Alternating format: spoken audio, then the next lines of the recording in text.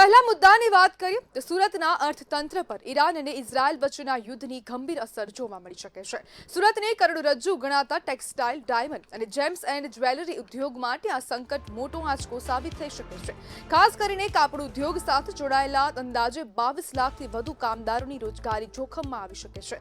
યુદ્ધગ્રસ્ત વિસ્તારોમાં સુરક્ષાના કારણોસર એર કાર્ગો ફ્લાઇટ્સ રદ થતા તૈયાર હીરા અને જ્વેલરીનો કરોડો રૂપિયાનો માલ એરપોર્ટ અને બંદરો પર અટવાઈ ગયો છે। एक्सपोर्ट आधारित उद्योग होवाने कारण ट्रांसपोर्ट चेन खोरवाता पेमेंट साइकिल पर सीधी असर पड़ी શકે છે। માંગ ઘટે તો ઉત્પાદન ધીમું પડશે અને નોકરીઓ પર અસર વધશે। શેર બજારમાં અસ્થિરતા અને વૈશ્વિક માંગમાં ઘટાડો સુરતના વેપારીઓ માટે ડબલ ઝટકો સાબિત થઈ શકે છે। નિષ્ણાંતો માને છે કે જો યુદ્ધ લાંબુ ચાલે તો સ્થાનિક અર્થતંત્ર પર વ્યાપક અને લાંબા ગાળાની અસર પડી શકે છે। હવે આજે ઈરાન અને ઇઝરાયલનું જે યુદ્ધ શરૂ થયું છે તેના કારણે હવે સુરતના ઉદ્યોગો પર હવે ક્યાંક ને ક્યાંક અસર પડશે તેવી પણ શક્યતાઓ વ્યક્ત કરાઈ રહી છે। અને આજ બધે આપણી સાથે ચર્ચા કરવા માટે એડવોકેટ અલ્પેશ કથિરિયા જોડાઈ ગયા છે। અલ્પેશભાઈ, યુદ્ધને પગલે સુરતના હીરા અને ટેક્સટાઇલ ઉદ્યોગ પર સંકટ, શું કહેશો?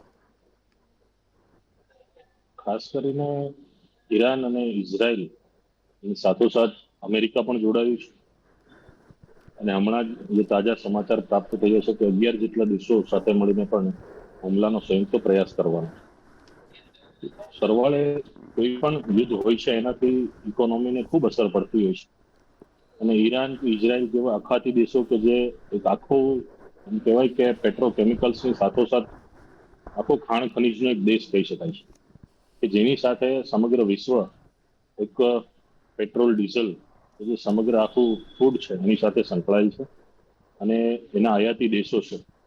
એક તો એમણે એમની જે એરલિફ્ટની વોર છે એરલિફ્ટનો માર્ગ બંધ કર્યો છે પણ ઘણા દેશોને અસર કરે છે। સુરત શહેરની અંદર ટેક્સટાઇલ અને હીરા એ મોટો ઉદ્યોગ છે અને આજે હીરા અને ઉદ્યોગની અંદર લાખો લોકો, વેપારીઓ રોજગારી મળે છે અને ખૂબ લોકો સંકળાયેલા છે।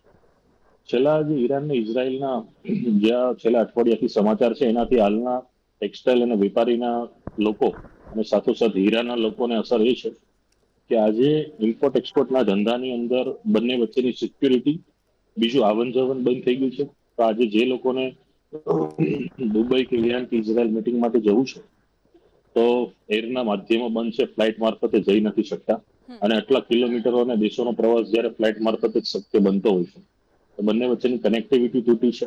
પેમેન્ટનો પણ પ્રશ્ન ઉભો થયો છે, સાથોસાથ એડવાન્સ ઓર્ડર પણ રોકાઈ ગયા છે અને જે એડવાન્સ ઓર્ડર લખાવ્યા હતા અને હાલમાં જેની ડિલિવરી વેપારીઓને મળવાની હતી એ માલને વેપારીઓ નહીં મળે, એની ડિલિવરી નહીં મળે માલને, એટલે એનાથી વેપાર ધંધાને ખૂબ અસર પડી છે અને આ જેટલું યુદ્ધ લાંબુ ચાલશે તો એનાથી દરેક ધંધાની અંદર એની અસર વર્તાશે, મંદીનો માહોલ સર્જાશે અને ખાસ કરીને ટેક્સટાઇલ અને હીરાની અંદર જે ગ્રોથ થઈ રહ્યો છે એ ગ્રોથને પણ નુકસાન થશે।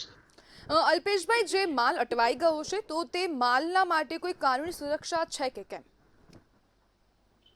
માલના માટે બંને દેશોની એલચી અને વિદેશ મંત્રાલયે સાથે વાતચીત કરી અને જેમનો માલ પોર્ટ પણ ફસાણો છે કે જે તે કંપની પરથી ડિસ્પેચ નથી થઈ શકે એ માટે સરકારી જે પણ આપણી વ્યવસ્થા છે કેન્દ્રની એના સ્તરે વાત થવી જોઈએ અને સાથે વ્યવસ્થાના ભાગરૂપે ચેમ્બર ઓફ કોમર્સ જેવા જે સંગઠનો છે એમની સાંકળી અને વેપારીઓને નુકસાન ન જાય, રાષ્ટ્રને નુકસાન ન થાય અને બંને દેશના વેપાર વધતો રહે એ માટેના પ્રયાસ થવા જોઈએ।